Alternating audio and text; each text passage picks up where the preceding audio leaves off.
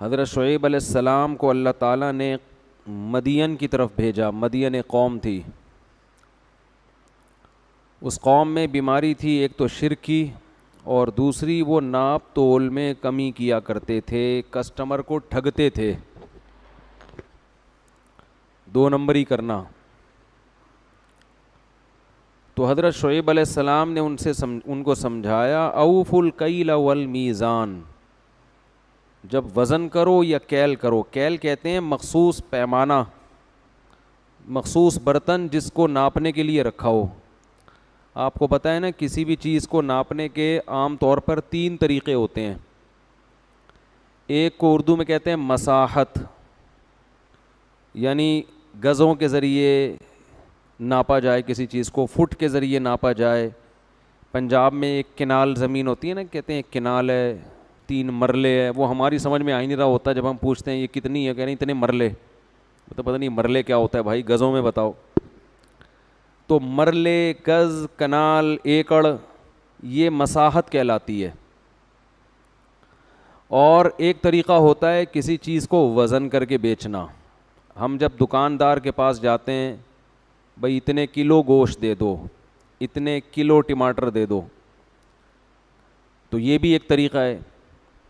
ایک طریقہ ناپنے کا ہوتا ہے کیل, مخصوص برتن ہوتے ہیں کہ اس برتن میں جتنا آ جائے, چاہے وزن اس کا کچھ بھی ہو. جیسے لیٹر, 1.5 لیٹر والی بوتل, 1.5 litre petrol, 1.5 litre, 2 litre diesel. اب وہ کیا ہوتا ہے, ایک مخصوص برتن میں جتنا ڈیزل آ جائے اس کو ہم کیا کہتے ہیں کہ یہ 1 لیٹر ہے یا 2 لیٹر ہے. تو اس کو عربی میں کیل کہتے ہیں. کیل مخصوص برتن پہلے عربوں میں ہوا کرتے تھے. عرب میں آٹا, دال, چاول تول کر نہیں بیچے جاتے تھے, مخصوص برتن ہوتے تھے. صاع, 1 صاع, آدھا صاع, وہ خاص برتن میں جتنا آٹا آ جائے. کھجور بھی ایسے ہی بکتی تھی. اس کو کہتے ہیں کیل.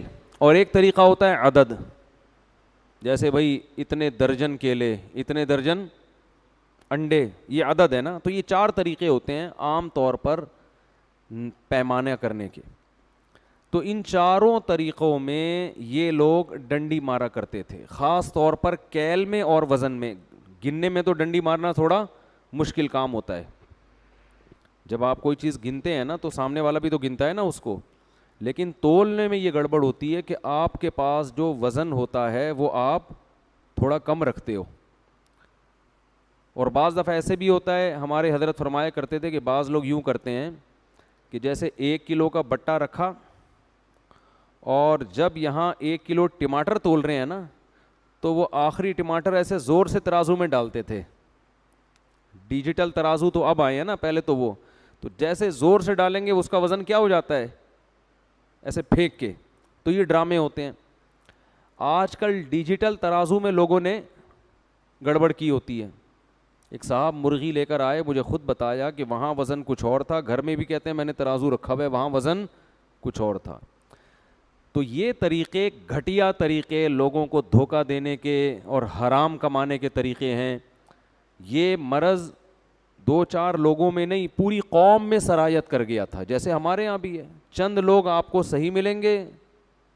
اور پیٹرول پمپ پہ دیکھیں آپ, بہت دفعہ ایسا ہوتا ہے ہم ڈیزل ڈلواتے ہیں, پیٹرول ڈلواتے ہیں, اس پمپ سے ڈلواؤ تو صحیح ایوریج ملتا ہے, اس پمپ سے ڈلواؤ تو آگے جا کے ختم ہو جاتا ہے. یہ 2 نمبریاں ہو رہی ہیں. اتنا برا عمل ہے نا اللہ کی نظر میں, یہ اس کو ہلکا جرم نہ سمجھیں. دیکھو اللہ کو 2 نمبر لوگ پسند نہیں ہیں. اسلام کی دعوت اور جو کفر کی دعوت ہے اس میں فرق کیا ہے؟ غیر مسلم آپ کو اخلاقیات سکھاتا ہے, مینر سکھاتا ہے. قرآن کہتا ہے نا نا نا نا نا, ان چیزوں کا صرف اخلاقیات سے تعلق نہیں ہے, ان کا خدا کی نافرمانی سے تعلق ہے. یہ گناہ ہے, جرم ہے, یہ اللہ کی نافرمانی ہے. لہذا اس پہ سزا تمہیں وہ نہیں ملے گی جو دنیا دیتی ہے. دیکھو اگر میں کہیں سے آلو خریدتا ہوں, اس کو خوب اچھی طرح سمجھیں, اسلام میں اور غیر مسلم میں فرق کیا ہے. میں اگر کہیں سے آلو خریدتا ہوں, اس نے 20 روپے کے 100 روپے کے آلو میں 1 کم ڈال دیا اس نے, میں کیا کروں گا جا کے؟ تھوڑا سا برا بلا کہہ کے واپس آ جاؤں گا کیونکہ اس نے مجھے ایک آلو کا نقصان پہنچایا ہے. یہی ہوگا نا. اللہ کہتا ہے نہیں, ویل للمطففین, تباہی ہے ان لوگوں کے لیے جو ناپ تول میں کمی کرتے ہیں. الذین اذا اکتالوا علی الناس یستوفون, جب حق لینے کی باری آتی ہے تو پورا پورا وصول کرتے ہیں, دینے کی باری آتی ہے تو ڈنڈی مارتے ہیں. الا یظن اولئک انہم مبعوثون, انہیں پتہ نہیں ہے کہ آخرت میں ان کو اس جرم کا اللہ کے سامنے حساب دینا ہے. تو یہ جو نافرمانی کر رہے ہیں یہ کسٹمر کی نافرمانی بعد میں ہے, یہ اللہ کی نافرمانی پہلے ہے. تو جہنم کی آگ کی سزا اللہ نے اپنی نافرمانی کی وجہ سے رکھی ہے, آلو کم دینے کی وجہ سے نہیں رکھی. دیکھو قتل کی سزا قرآن کیا بیان کرتا ہے, وَمَن يَقْتُلْ مُؤْمِنًا مُتَعَمِّدًا فَجَزَاؤُهُ جَهَنَّمُ, جس نے ایک ایمان والے کو جان کر قتل کیا اس کی سزا کیا ہے, جہنم کی آگ میں پھینکوں گا جس میں وہ بہت طویل عرصے رہے گا.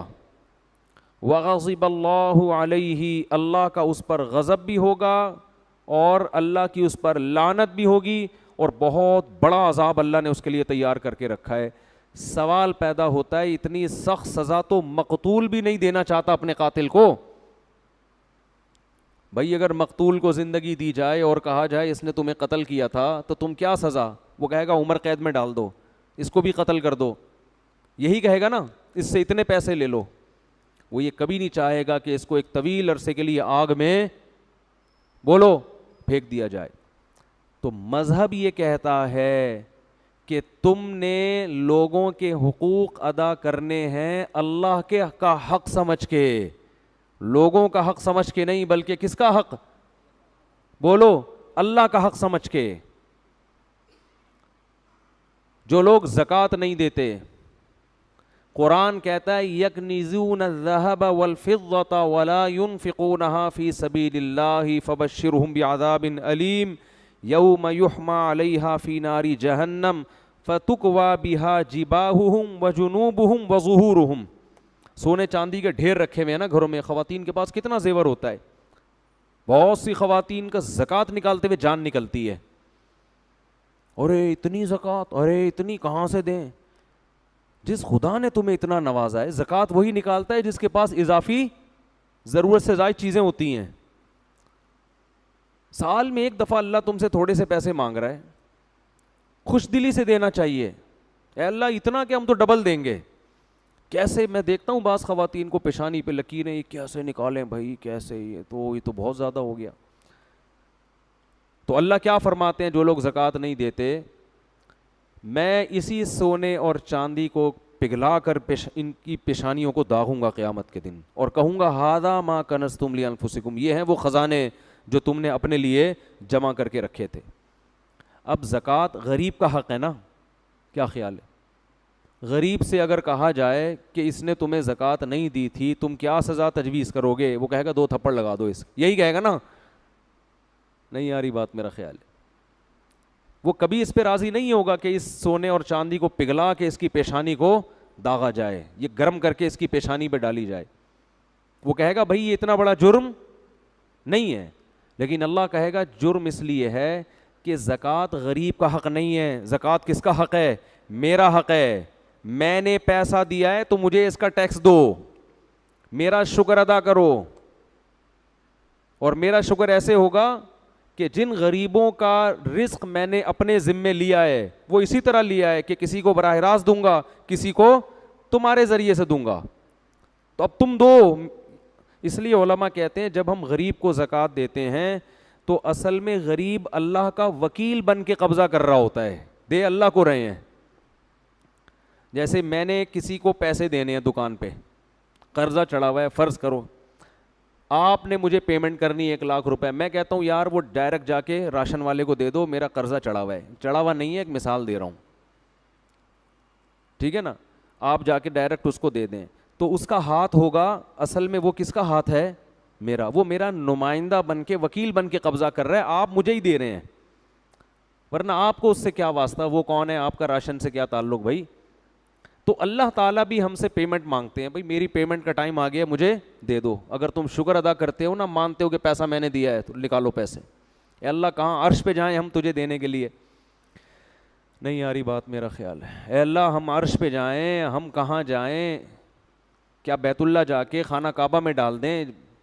آغا خانی لوگ تو ڈال رہے ہوتے ہیں نا, وہ اپنے ان کو باباؤں کو دے رہے ہوتے ہیں, اور کچھ لوگ نٹی جھٹی کے پل پہ جا کے کچھ پرچیاں ڈال رہے ہوتے ہیں, پتہ نہیں وہ سمجھتے ہیں اللہ تک پہنچ جائے گی یا حضرت فلاں تک پہنچ جائے گی. اللہ نے سمپل طریقہ رکھا ہے. اللہ فرماتے ہیں مجھ تک پہنچنے کے لیے مجھے دینے کی ضرورت نہیں ہے, کچھ میرے نمائندے اور وکیل ہیں دنیا میں, اس نوعیت کے جو غریب تمہیں مارکیٹ میں نظر آئیں, کوئی بھی نظر آئے تو بس وہ میرا نمائندہ ہے, اس کو پکڑا دو, نہیں دیا تو میں نہیں چھوڑوں گا تمہیں. سمجھ میں نہیں آ رہی بات؟ تو دیکھو اسلام اور غیر اسلام میں فرق یہ ہے کہ مسلمان مخلوق کا حق ادا کرتا ہے اللہ کا حکم سمجھ کے. عبداللہ ابن مسعود رضی اللہ تعالی عنہ اپنے غلام کو کوڑے مار رہے تھے. غلام پہ کیا کر رہے تھے؟ بہت سختی, ماتحت تھا, بہت ٹھکائی لگائی اس کی. آپ صلی اللہ علیہ وسلم نے دیکھ لیا, فرمایا للہ اقدر علیک منک علیہ, اے ابن مسعود تجھے جتنی اس غلام پر اللہ نے قدرت دی ہے نا مارنے کی, اللہ کو تجھے سزا دینے کی قدرت تجھ پر اس سے بھی زیادہ ہے. اب دیکھو اللہ کیوں سزا دے رہا ہے؟ بھائی غلام کو اگر کوئی زیادہ زیادہ مارے گا تو گورنمنٹ سزا دے گی نا, کہ بھائی جتنا اضافی مارا ہے تو آپ کو بھی اتنی. وجزاء سیئۃ سیئۃ مثلھا, قرآن کہہ رہے جتن جیسی برائی ہے اسی کے بقدر بدلہ ہے. تو 3 کوڑے مارے تو 3 کوڑے لگ جائیں, ایسا ہی ہونا, دنیا کا یہی اصول ہے نا. ارے کسی نے آپ کے ایک تھپڑ مارا تو قرآن آپ کو اجازت دیتا ہے کہ جتنی اسپیڈ سے مارا ہے اتنی اسپیڈ سے آپ بھی اس کے رکھ دیں وہاں پہ لے جا, اجازت دی ہے قرآن نے. بہتر ہے کہ معاف کر دیں, لیکن اگر مارنا چاہتے ہیں تو 1 مارا ہے تو پھر 2 مارنے کی آپ کو اجازت نہیں ہے. جتنی انگلیاں اس کی چھپی ہیں اتنی ہی اسپیڈ سے آپ نے بھی وہاں کیا کر دینی ہے, چھاپ دینی ہے. ٹھیک ہے نا, ایسے نہیں مارنا کہ کل وہ اخبار میں آ جائے. وہ حضرت موسیٰ علیہ السلام نے جو مکہ مارا تھا نا, جس پہ بندہ اخبار میں آ گیا تھا, وہ ان کی نیت تھی نہیں, اس کی قسمت تھی کہ وہ اگلے دن اس کا نام, پہلی سرخی تھی یہی کہ حضرات فلاں جگہ پر ایک فرعونی کی لاش ملی ہے, سمجھ میں نہیں آ رہا کہ وہ مرا کیسے ہے. تو آپ کو اجازت دی ہے, لیکن اللہ کیا سزا دے رہا ہے؟ عبداللہ بن مسعود رضی اللہ تعالی عنہ کو نبی نے فرمایا, حضرت عبداللہ بن مسعود نے نا وہ آزاد کر دیا غلام کفارے کے طور پر, کہ جو میں نے زیادہ اس پہ زیادتی ہو گئی ہے تو اس کا کفارہ کیا ہے, آزاد ہو جائے. تو آپ نے کیا فرمایا, اگر تم اس کو آزاد نہ کرتے تو جہنم کی آگ تمہیں چھوتی, آگ کا کچھ نہ کچھ حصہ پہنچتا تمہیں جو تم نے اس پہ اس کے ساتھ زیادتی کی ہے. تو اب دیکھو یہی بات ہے کہ غلام پر ظلم یا زیادتی کرنا یا ماتحتوں پہ ظلم زیادتی کرنا, ایک نوعیت تو اس کی یہ ہے کہ وہ آپ کا غلام ہے, ایک نوعیت کیا ہے, وہ اللہ کا بندہ ہے اور اللہ نے آپ پر پابندی لگائی ہوئی ہے, لہذا پنشمنٹ کس کی طرف سے ہوگی؟ اللہ کی طرف سے. حکم دینے والا جب تبدیل ہوتا ہے تو حکم کی نوعیت کیا ہو جاتی ہے؟ چینج. ہر جرم ایک جیسا نہیں ہوتا. آپ کو آپ کا بھائی کہتا ہے پانی لے کر آؤ, بڑا بھائی کہتا ہے, آپ نہیں لاتے, یہ بھی جرم ہے. یار بڑا بھائی آپ سے 15 سال بڑا ہے اور آپ سے پانی منگوا رہا ہے اور آپ ڈھیٹ بن کے بیٹھے ہوئے ہو, لیکن آپ کا باپ بولتا ہے پانی لے کر آؤ, چھوٹا جرم ہے بڑا جرم ہے؟ حالانکہ ایک ہی جنس ہے نا, وہاں بھی پانی نہیں لے کر آئے اور یہاں بھی پانی نہیں لے کر آئے, لیکن آرڈر دینے والے کی آرڈر سے نوعیت میں فرق. اور جناب آپ ڈی ایس پی صاحب بیٹھے ہوئے ہیں اور ایک عام پولیس والے کو ڈی ایس پی صاحب کہتے ہیں, کچھ بھی آرڈر دیا ڈی ایس پی صاحب نے کہ جاؤ ذرا فلاں کی انکوائری کر کے آؤ, وہ جا ہی نہیں رہا, ہل ہی نہیں رہا ہے, ہو سکتا ہے سسپینڈ کر دے اس کو اس پہ. ایک آفیسر, بہت بڑا فوج میں آفیسر, ایک عام فوجی کو آرڈر دیتا ہے کہ جاؤ ٹریننگ کے دوران نا چھوٹا سا کام لگا دیا کہ جاؤ دوڑ کے یہ لے کر آؤ, کوئی ٹریننگ کے دوران, وہ نہیں آ رہا, وہ کہہ رہا ہے سر میں نہیں آ رہا, ہو سکتا ہے ٹریننگ سے باہر نکال دیا جائے. اب آپ کہیں یار میرے بھائی نے مجھے بولا تھا یہ لے کر آؤ، میں نہیں لے کر آیا تو اس نے تو گھر سے باہر نہیں نکالا. یہ آرمی کا عجیب سیٹ اپ ہے یار. مجھے آفیسر نے کہا یہ کرو، میں نہیں کر رہا، میرا کورٹ مارشل ہو گیا. بھائی نوعیت کیا ہو رہی ہے؟ مختلف. تو سب سے سنگین غلطی، سب سے سنگین نافرمانی یہ ہے کہ جو اس کائنات کو بنانے والا، جس نے آپ پر احسانات کی بارش کی، احسانات کے سمندر میں ڈبو دیا آپ کو، آپ اس کے آرڈر کو فالو نہ کریں. اس سے بڑا جرم دنیا میں کوئی نہیں ہے. لیکن اس کی رحمت چونکہ اس کے غصے پر غالب ہے، اس لیے اس نے ایک رحمت والا معاملہ کیا ہے کہ ایک دفعہ بھی جرم کرو گے نا تو اصولی طور پر تو اس کی سزا یہ بننی چاہیے تھی کہ میں تمہیں جہنم کی آگ میں ڈالوں، لیکن موت سے پہلے پہلے میں نے توبہ کا آپشن رکھا ہے. یہ آپشن گھروں میں نہیں ہوتا. نہیں آ رہی بات سمجھ میں؟ کوئی آفیسر اگر عام فوجی کو بولتا ہے یہ کام کرو، کہہ رہے نہیں کر رہا، ایک دفعہ سوری، ٹھیک ہے نا، دو دفعہ سوری، تیسری دفعہ میں کیا کہے گا؟ کورٹ مارشل ہوگا کہ نہیں ہوگا؟ لیکن اللہ نے 3 کروڑ دفعہ بھی اگر آپ نے نافرمانی کر لی اور 3 کروڑویں مرتبہ آپ نے توبہ کر لی تو موت سے پہلے پہلے توبہ کا آپشن بولو رکھا ہے، کیونکہ وہ اس کی رحمت اس کے غصے پر غالب ہے. لیکن وہ رحمت جب ہی ہوگی نا جب آپ بھی تو کچھ کریں. آپ سوری کرنے کے لیے تیار ہی نہیں ہو تو پھر کیسے وہ آپ اس کی رحمت کی امیدیں لگا کے بیٹھتے ہو؟ تو شعیب علیہ السلام نے اپنی قوم کو کیا کہا کہ ناپ تول میں کمی بولو مت کرو.